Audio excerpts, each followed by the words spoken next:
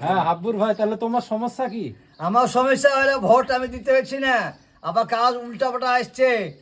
হ্যাঁ, দুবার জমা দিলাম, তাও হলো না আমার। দেখ কি করা যাবে, সব মমতানি সব করছে আমার। তাহলে এবারের ভোটটা কি তুমি দিতে পারছো না? না, ভোট দিতে পারছি না, আমি কি করব? তাহলে নাম তোলানোর জন্য কি গ্রাম থেকে কোনো ব্যবস্থা বা কিছু করা হয়েছে? সব করে নিয়ে এলাম, এখন আমার জমা দেবে কোর্টে, বলে জেল খাটতে হবে। স্যার বলছে কি করবো আমি? তা তুমি জমা দিবা কবে? আমি কালকে জমা দেবো, না হলে এতদিন তোমার নাম আসেনি? না। তাহলে এটা এবার এটা দায়ী কে? দায়ন মমতানের। তাহলে এবার মমতা ব্যানার্জি যে বললো যে সব ডকুমেন্টস এনে সব ঠিক করে দেবো, তা তোমার ঠিক করছে না? কখন দিল আমার? তা কিছু তো মনে- দিলে না। এবার ভোটটা কাকে দেবো তাহলে? আমি এখন কাউকেই দেবো না। তোমার তো ভোটই দেওয়া হবে না এবার। না, ভোট দেওয়া হবে না কাউকে। তাহলে এবার কে জিতবে বলে মনে হচ্ছে? বিজেপি, তৃণমূল না কংগ্রেস? জিতবে আমাদের জিতবে, কে? মুসলিম লীগ জিতবে। মুসলিম লীগ। হ্যাঁ। ঠিক আছে, ঠিক আছে। ঠিক আছে।